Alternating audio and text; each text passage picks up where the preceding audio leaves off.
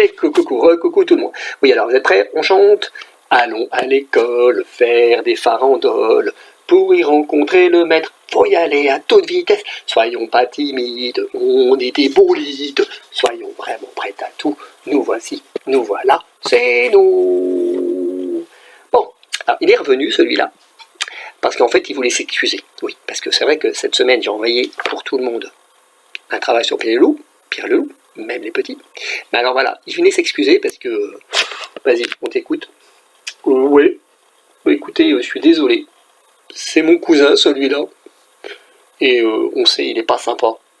Il est vraiment méchant. Mais moi, je suis pas comme ça. Hein. C'est, voilà, bah, vous savez quoi, il est tellement vilain qu'on l'invite même plus à manger à la maison quand on se retrouve avec les loups à Noël et tout, là. Non, alors, désolé. Hein, voilà. De toute façon, il a été attrapé, c'est bien fait pour lui. Allez, salut, à bientôt. Ouais, il parle beaucoup, moi, je suis désolé. Mais il s'ennuyait de vous quand même, hein, là, donc il était content de revenir vous voir. Donc, Pierre et le Loup pour tout le monde. Il y a des petites choses, hein, des petites fiches à faire en écriture, pour compter. Voilà, donc j'y reviendrai dans les vidéos pour vous aider, voilà, en temps voulu. Donc aujourd'hui, on va réécouter encore une fois les instruments de Pierre et du Loup pour voir si vous avez bien retenu. On y va. Alors, je prépare la musique. Voilà. Et c'est parti.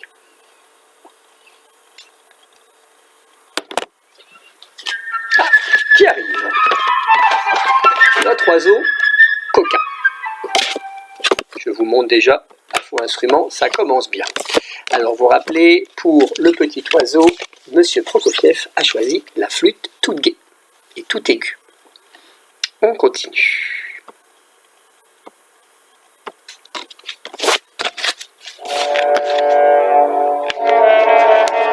Pour un loup aussi méchant, il fallait un instrument très très grave et qui fait peur le corps. Et maintenant, les chasseurs qui tirent déjà des balles de fusil pour attraper le loup. Donc des percussions. Alors on se rappelle, le loup, on l'a entendu avec son corps, le petit oiseau et la flûte, et les chasseurs qui ne sont pas sur la couverture du livre. Où sont-ils? Les voilà en train de tirer. Pardon. Voilà. On continue. Oh! Mais ne serait-ce pas un petit canard? Un peu triste et lent, ce canard qui a été attrapé par le loup et qui finira dans son ventre. C'était lui, hein, avec le hautbois, je ne vous l'ai pas redit, le hautbois. Ah, la musique des chasseurs qui arrive, très content parce qu'ils pensent qu'ils vont attraper le loup, mais ils ne pensaient pas qu'un petit Pierre malin et son ami l'oiseau l'avaient déjà fait à leur place.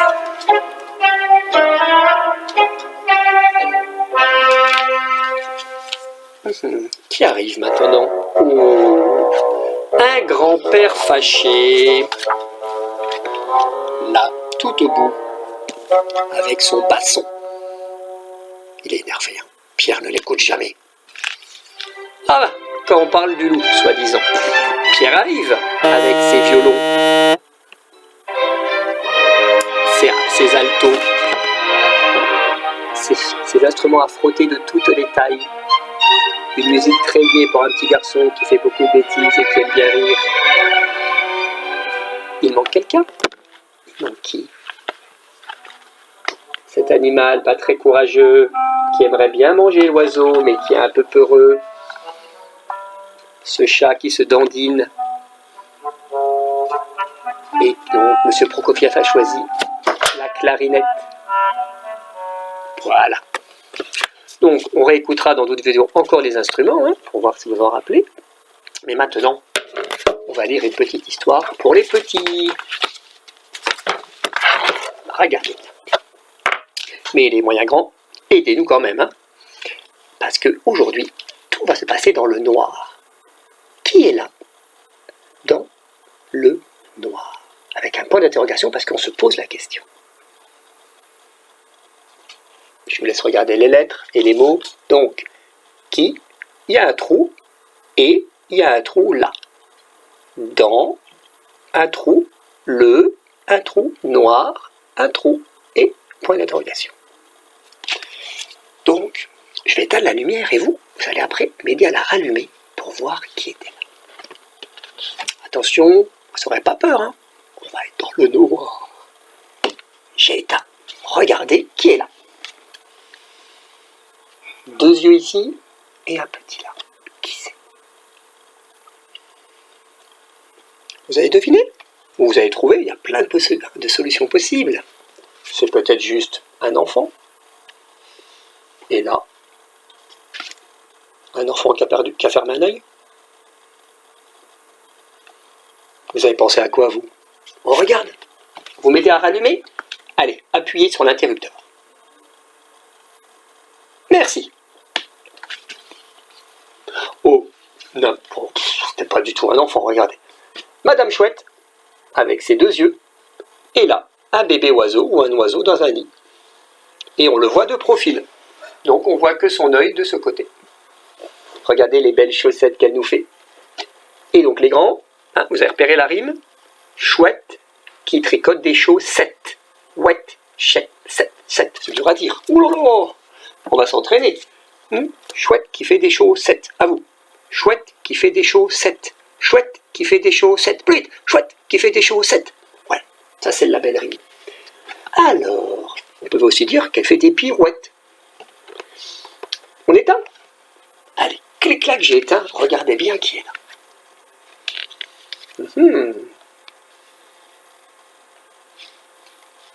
Alors, comme des fois dans les petits défis, hein, quand les animaux sont cachés derrière la palissade, là, on peut deviner combien il y a de personnages. Mais on ne va pas compter les yeux. On va compter les paires d'œils. Donc, chaque fois qu'il y a 2 yeux, ça fait un personnage. 1, 2, 3, 4, 5 personnages. Alors, c'est qui? Vous avez deviné? Je vous laisse. Je vous écoute.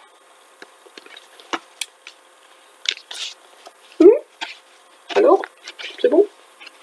On rallume? Allez, à vous d'appuyer. Plus fort. On regarde. J'ai peur dans le noir, moi. Oh, regardez qui c'était. Une famille de chauves-souris. Hein, vous savez, peut-être, les chauves-souris, elles dorment la tête en bas. 3, 4, 5. Papa, maman et 3 enfants. 2 et 3, ça fait 5. 3 et 2, ça fait 5. Ou alors on peut compter 1 et 1 et 1 et 1 et 1. 1, 2, 3, 4. Et regardez bien, ils ne dorment pas du tout. Ils jouent aux cartes. On rééteint? Clic-clac. Ça c'est bizarre. Qui c'est?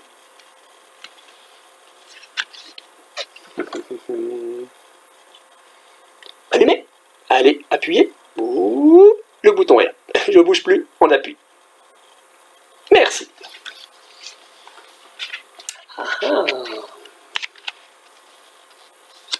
Regardez, les 2 yeux étaient un renard. Il est en train de courir derrière qui, à votre avis, qui a qu'un œil? C'est un animal. Regardez. Oh, une queue. Oh, une grande queue. 2 pattes. 4 pattes. Et un œil de profil. Renard qui poursuit un lézard. Encore une rime, les grands. Hein. D'ailleurs, je crois qu'on n'a pas bien repéré la rime la page d'avant. Lézard, renard, qui est en retard. Vous voyez, tout ça, c'est des rimes en art. Est-ce qu'il y avait une rime? Oui, parce que je ne vous ai pas lu le texte. Et écoutez bien. La famille chauve-souris joue au mistigris. Hein, c'est un jeu de cartes auquel on joue parfois. Vous savez, il ne faut pas avoir la dernière carte, hein, sinon on a perdu.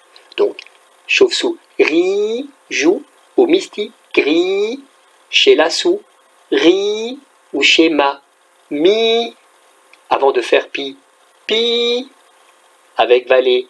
Vous voyez, il y a plein de mots où on entend i comme dans chauve-souris. Alors, je continue, parce que je vous embête avec mes rimes.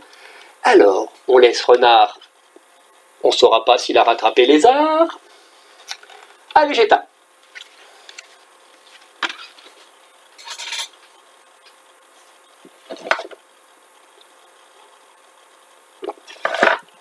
Alors, à votre avis, c'est qui? Regardez bien, les deux yeux là sont l'un au-dessus de l'autre.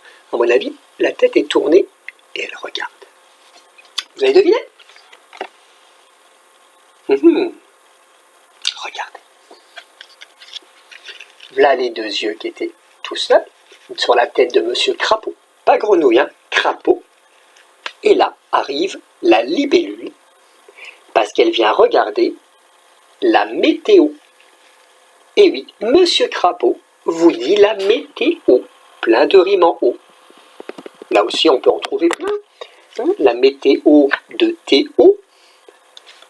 Je vous laisse en trouver avec des O. Le crapaud sur le bateau, avec un chapeau, dans un château. Voyez, sur un chameau, qui joue au loto. C'est rigolo. Il y en a plein. Allez, on éteint. Ah, et vous avez vu? 4 œils. 2 et 2. Ou 3 et 1. 4. Ou comme ça, hein, je peux aussi faire 2 et 2 là. Aussi 4. Hein, on peut faire comme on veut, il y aura toujours 4. Et là, 2 petits yeux en bas. On regarde. Oh, c'est à vous d'allumer, pardon. J'ai peut-être oublié tout à l'heure. Voilà. Vous appuyez.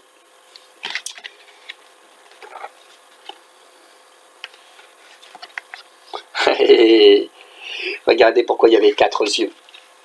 Eh oui, c'était 2 frères ou 2 copains qui jouaient sur la balançoire et une petite coccinelle qui les regardait. Et c'était en fait de Loire. L'animal, le Loir, hein, un animal qui aime beaucoup dormir, mais là ils sont réveillés pour s'amuser. Et bien sûr, la rime, les 2 Loirs jouaient à la balançoire. On entend Loire à la fin, c'est une rime.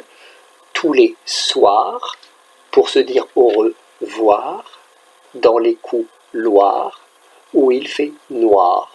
Mais tous les mots que j'ai dit avaient voir.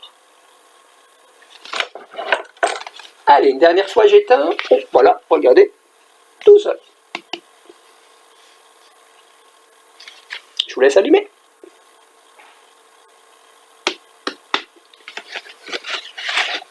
Oh, mais c'est qui ça? Il dort pas lui, regardez, c'est un bébé. Et il fait déjà nuit. Il devrait déjà être endormi, non, ce bébé? Allez, vraiment maintenant, on lui dit bonsoir et on éteint la lumière pour de bon. Je vous laisse faire. On éteint cette lumière. On appuie sur l'interrupteur. Ça y est, il fait tout noir. Bonne nuit, petit bébé. Voilà ce qu'il y avait dans le noir dans notre histoire. Encore une belle rime. Voilà, voilà. Alors maintenant, qu'est-ce que je vais vous proposer? Un petit travail quand même, hein? On va compter un petit peu. Bougez pas, je prends le matériel. Voilà, me revoilà. Donc j'ai été chercher notamment nos amis les pingouins. Pour compter. Alors déjà, on va regarder les petits défis que j'ai donnés la semaine d'avant avec, regardez dans l'arbre, avec les oiseaux violets et les oiseaux bleus qui étaient dans l'arbre. Alors, on va essayer de deviner. Donc, j'ai à nouveau utilisé le dessin sur l'ardoise, mais on pouvait le faire avec des personnages, hein, des pingouins. Alors, regardez. Par exemple, il y avait donc des oiseaux bleus et des oiseaux violets. Et regardez, on savait qu'il y avait 9 oiseaux en tout. Donc, ce que je vais faire, les enfants, hein, au lieu de dessiner des oiseaux, comme je suis nul en dessin, vous savez, je vais faire des ronds. Et comme on sait qu'il y en a 9, je vais faire 9 ronds. Hein, c'était écrit dans l'arbre 9. Regardez. 1, 2, 3, 4, 5, 6, 7, 8, 9. C'est écrit, hein. Mais moi, qu'est-ce que je sais? c'est qu'en fait, j'ai des oiseaux violets. Regardez, il y en a 3. Alors là, par exemple, je peux prendre un crayon violet, qui moi sera rose parce que j'ai perdu mon violet, mais on fait semblant que c'est violet. Et donc je vais en colorier 3.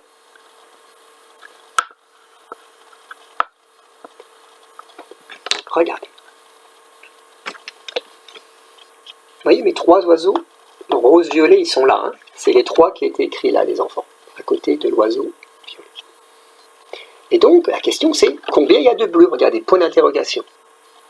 Et bien les bleus, c'est tous les oiseaux ronds qui ne sont pas coloriés, ils vont devenir bleus. Il y a de la place pour eux, c'est comme s'ils venaient se mettre dans un rond bleu.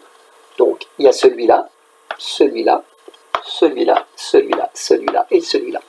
Et il ne me restait plus qu'à compter combien de fois j'avais pu mettre du bleu. Alors, 1 fois, 2 fois, 3, 4, 5 et 6.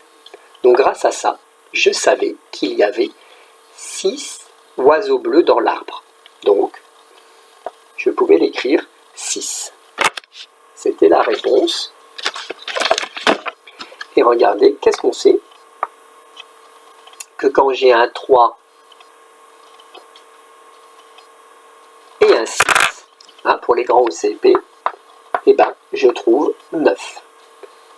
Hein, 3 et 6, ça me fait 9. Donc, je retrouve tout ce qui était écrit, que j'avais 9 oiseaux, que j'avais 3 violets, et donc je pourrais écrire par exemple qu'il y a 6 bleus, je l'ai trouvé. Hein, mais comme je vous disais, on pouvait très très bien utiliser par exemple les pingouins, et se dire hein, à la maison que j'avais donc 3 oiseaux violets. Moi je vais en trouver 3. Les voilà, regardez. Vous voyez, mes 3 violets, ils sont là. Et donc, que j'allais rajouter des oiseaux bleus jusqu'à arriver à 9, puisque dans l'arbre, j'avais 9 pingouins. Donc, mon ardoise, c'est l'arbre, et j'ai déjà mis les 3 pingouins qui étaient, ils sont là, pardon, et voilà. Hein, c'est ceux qui sont écrits là, les enfants, 3. Et donc, je vais aller jusqu'à 9. On y va. Rappelez-vous, des fois c'est un peu difficile pour vous, comme il y a déjà 3 pingouins dans l'arbre, il faut que je les compte. 1, 2, 3, 4, 5, 6, 7, 8. Et ben écoutez, mon 6e bleu s'est envolé, donc je vais mettre un noir à la place. Hein, on dit que c'est un bleu, je suis désolé pour les couleurs. Et donc regardez, je vais compter les nouveaux pingouins. 1, 2, 3, 4, 5, 6. Donc, c'est bien aussi le 6 que j'ai trouvé ici. Oui, je retrouve la même réponse, mais en faisant autrement grâce à mes pingouins. Et on va vérifier que j'ai bien 9 oiseaux dans 9 pingouins dans l'arbre. On y va. 1, 2, 3, 4, 5, 6, 7, 8, 9. C'est bon, j'ai pas triché, j'ai 9, comme c'est écrit. Donc, 3 oiseaux et 6 oiseaux. Ça fait bien 9 oiseaux en tout. Première chose, il y avait à peu près le même travail avec les oiseaux et les graines. Donc là, c'était combien l'oiseau violet doit-il prendre pour avoir autant que le bleu? Alors, regardez bien. Donc, l'idée, c'était de regarder combien avait le bleu. 1, 2, 3, 4, 5. Combien avait le violet?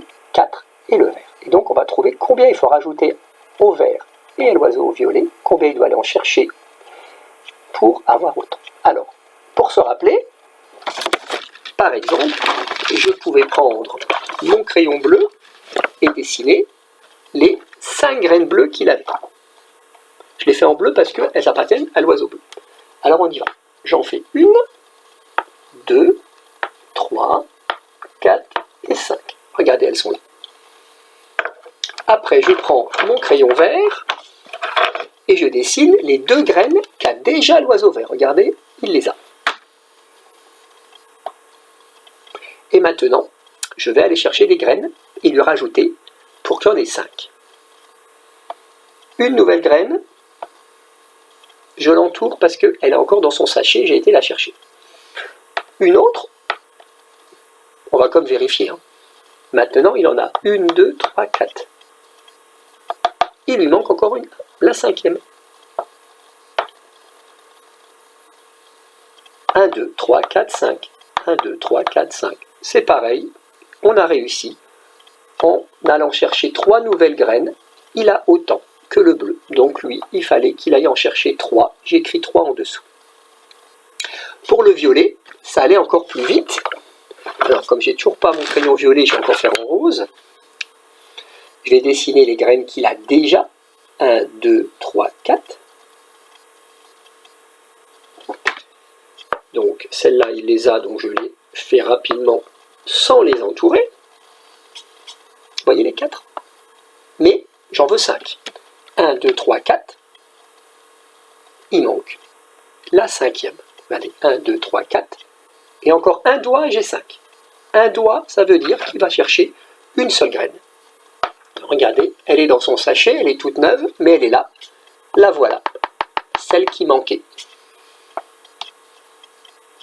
Donc lui, j'écris un 1 puisqu'il manque une graine.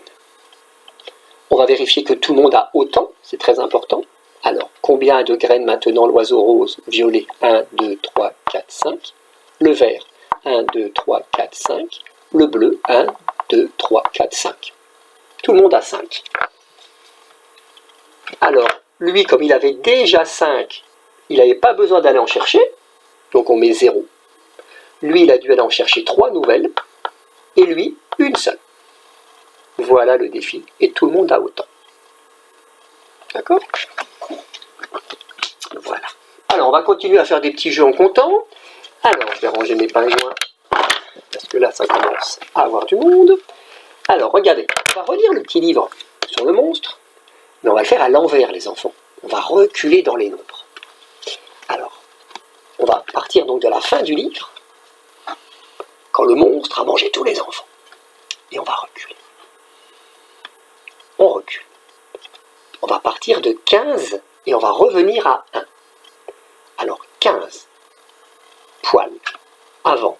On recule sur le chemin avant 14, avant 15, il y a 14. Il y avait 14 boutons. On recule avant 13 dents. On recule, voyez, 12 griffes. Je recule, 11 cheveux. Avant 11, le chef des dizaines, c'est 10. 10 pieds. Ah maintenant, on va arriver dans les chiffres tout seul. Et on recule. Avant 10, 9. Doigts. 8. Main. Je recule. 7. Queue. 6. Oreille. Je vais un peu plus vite, vous connaissez maintenant. 5. Pattes. Attention les petits, vous nous rejoignez peut-être. Avant 5, je recule. 4. Bras. Attention, j'enlève un doigt pour reculer. 3. Yeux. 2. Main. Et, non, 2 nez, c'était ses nez, pardon. Hop. Il reste 1. Une bouche. Et avant 1, ben, il n'y a rien. C'est 0 quand le monstre n'avait rien du tout. Et que le livre commençait. Ça aussi les grands, c'est chouette de reculer pour voir si vous connaissez bien les nombres. Alors les grands, vous pouvez commencer à 20 pour les plus forts, ou le 15 un peu plus loin, enfin, un peu plus près du 1 comme le 15. Les moyens, vous pouvez commencer à 10 ou plus loin si vous êtes champion, et puis les petits à 5. C'est comme quand on fait la petite chanson, vous savez, pour démarrer la fusée. Puisque d'abord il y a 5 monstres qui restent, qui attendent. Comme 1 est parti, il y en a 4. Après, quand le deuxième s'en va, il en reste 3. Le troisième, il en reste plus que 2. Le quatrième s'en va, il en reste plus qu'un. Et quand le cinquième est parti, il reste 0. Et on décolle. Et parce qu'ils sont tous dans la fusée. Voilà, donc on va reculer tout vite. Alors les grands le plus vite possible. 5, 4, 3, 2, 1, 0. Plus lentement. 5, 4, 3, 2, 1, 0, je décolle. Maintenant, on va compter les monstres qui arrivent dans la fusée. Donc cette fois, on va repartir dans le bon sens. Hein. On va grandir en nombre. 0, 1 monstre, 2 monstres, 3 monstres, 4 monstres, 5 monstres. Et je décolle. Voilà, il faut apprendre à compter dans les deux sens. Voilà pour le petit livre qu'on a lu à l'envers aujourd'hui. Ensuite, qu'est-ce que je voulais encore vous montrer? Ah oui, dans le mail que j'ai envoyé sur Pierre et le Loup, il y a aussi d'autres choses qui ne parlent pas de Pierre et de Loup, mais par exemple, un petit jeu que j'ai proposé à papa-maman de fabriquer s'ils peuvent, voilà, qui correspond à ça pour vous expliquer. Donc cette fois, c'est une grenouille, ça s'appelle Plouf dans l'eau. Parce qu'en fait, c'est pour apprendre à compter, et dès qu'on s'en trompe, eh ben, plouf dans l'eau. Alors regardez, c'est un chemin qui commence, je suis paumé, tout en haut à 1 bien sûr, et qui avance de 3, 4, 5, 6, 7, 8, 9, 10, 11, 12, 13, 14, 15, 16, 17, 18, 19 et 20. Jusqu'à 20. Et donc, dans ce jeu, d'abord, on peut juste s'amuser. Regardez, j'ai rajouté le 0, 1, puisque quand il n'y a rien, on met 0 au début. On peut juste s'amuser à réciter les nombres le plus vite possible sans se tromper et le plus loin possible. Et dès qu'on s'en trompe, plouf dans l'eau. Ça, c'est la première règle. On va essayer ensemble, vous êtes prêts? Je vais aller vite. 0, 1, 2, 3, 4, 5, 6, 7, 8, 9, 10, 11, 12, 13, 14, 15, 16, 17, 18, 19, 20. Ouf, je ne suis pas tombé dans l'eau. Et vous? Vous trichez pas, hein? Oh, j'en vois quelques-uns qui sont mouillés, là. Vous êtes tombés. La deuxième règle, avec papa, maman ou tout seul, c'est que, regardez, on peut coller des nénuphars verts et des pierres grises. Et là, c'est plus compliqué. Parce que quand on est sur un nénuphar, on a le droit de dire le numéro du nombre. Il faut qu'on l'entende. 1, 2, 0, 1, 2. Mais quand la grenouille arrive sur une pierre, on doit dire dans la tête. Il ne faut pas l'entendre. Si on se trompe, ou si on dit, si on parle, plouf dans l'eau. Alors, là, je vous le montre comme ça, mais normalement, vous jouez sur la table avec un personnage. Allez, encore un pingouin qui remplaçait notre grenouille. Prendre un pingouin vert quand même. Hein, on dit que c'est une grenouille. Et donc, la grenouille, elle va comme ça, sauter, hein, et donc il faut réciter. On y va? Alors, je vous rappelle, quand c'est sur le nénuphar vert, on a le droit de parler. Sur la pierre, il faut se taire, mais on continue le chemin quand même. Et donc, sur le nénuphar d'après, il faut dire le bon nombre. On va essayer. Alors, j'espère que vous voyez bien. 1, 2, chut. Ceux qui ont dit 3, plouf dans l'eau. Le 3, il était sur un caillou. Il fallait se taire. On recommence. 0, 1, 2, 4.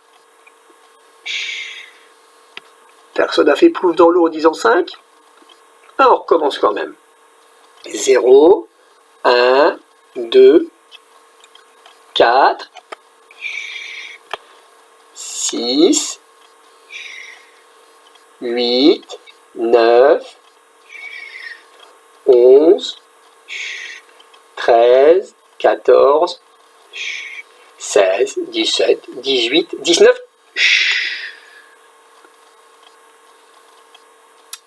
Vous avez compris?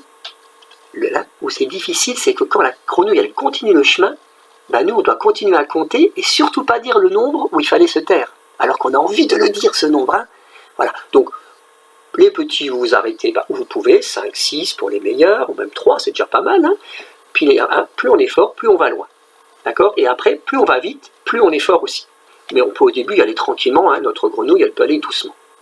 Alors, hein, il y a aussi tous les numéros dans les deux couleurs, donc papa, maman, ils peuvent vous changer le chemin, hein, pour pas que, après, vous le fassiez par cœur. Donc, ils peuvent remplacer un nénuphar par une pierre par un nénuphar. Hein. C'est pour apprendre à bien connaître les nombres dans l'ordre, mais aussi hein, en sautant quelques-uns. Et c'est pas si facile que ça, croyez-moi. Hein, n'allez pas trop vite au début. On réessaye encore une fois, et après, je vous laisserai jouer avec papa, maman, si vous avez envie. C'est assez rigolo, parce que... Ouais, plouf dans l'eau, il y en aura beaucoup. Alors après, une version un peu rigolote, c'est que quand vous vous trompez, on vous verse un verre d'eau sur la tête. Plouf dans l'eau. En général, ça motive bien. C'est une proposition aux parents, hein, mais moi, faites ce que vous voulez. Alors, 0, 1, 2, 4, 6, 7. Oh, j'ai dit 7. Plouf dans l'eau. Bah, je vérifie quand même que personne n'a un verre d'eau. Hein. Voilà, ça va. On recommence. Ouais, parce que quand on se trompe, on recommence. 0, 1, 2, 3. Ouais, j'ai dit 3. Tout plouf dans l'eau. Voyez?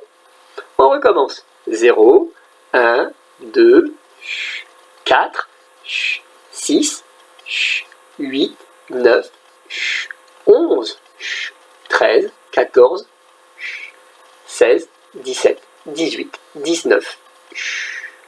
Voyez, au début, je dis chute, hein, à la place des pierres, des numéros des pierres. C'est comme ça fait parler. C'est plus simple peut-être que de se taire. Voilà. C'est peut-être une petite astuce. Peut-être que vous en penserez à d'autres choses, les parents. Voilà. Tout est bien tant qu'ils apprennent. Voilà. Donc c'est un petit jeu qui est rigolo, voilà, que je n'avais pas encore fait en classe. Mais voilà, je pense que je vais le garder pour l'année prochaine. Je ne le connaissais pas, je vous l'avoue. Et ça, c'est sympa. Voilà, moi je trouve. Voilà. Quoi aussi vous proposez d'autre? On peut faire aussi un petit jeu sur 8 tours en comptant, avec les pingouins. Donc là aussi, regardez, c'est un peu comme avec la graine des oiseaux ou les oiseaux dans les arbres.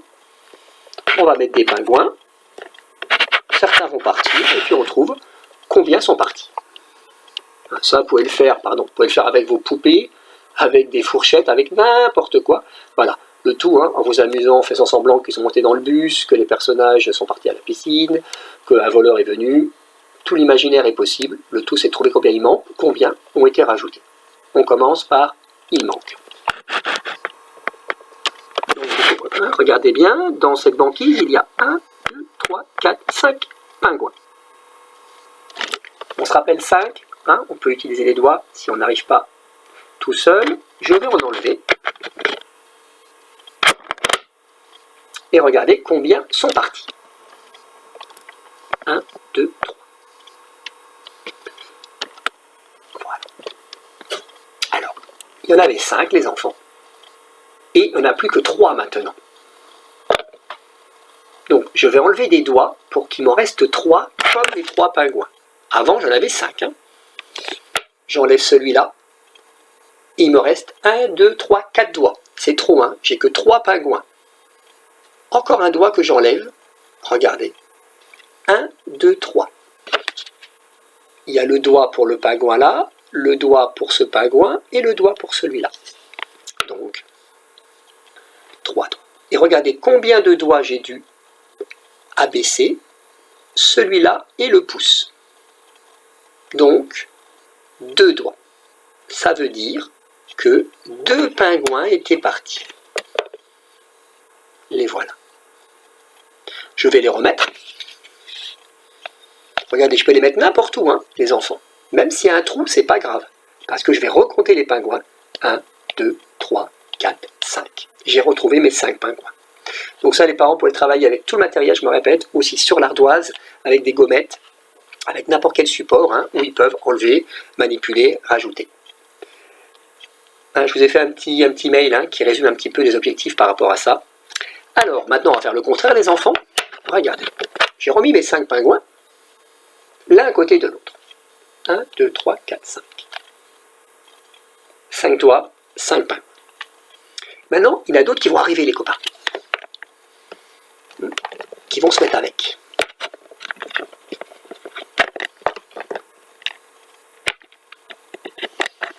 Regardez. Et ma question c'est, combien de pingouins sont arrivés? Alors, évidemment, on a envie de les compter. 1, 2, 3, 4, 5, 6, 7, 8. Et là, de me dire, il y a 8 pingouins. Ouais, mais c'est pas ça que j'ai demandé. Moi, j'ai demandé combien il y avait de nouveaux pingouins. On se rappelle, avant, il y avait combien? 5. Alors, une des méthodes, les enfants, c'est de dire aux pingouins de descendre. Les 5 pingouins qui étaient là avant, on les dit de descendre de la banquise. 1, 2, 3, et 5. Ils sont là dans ma main.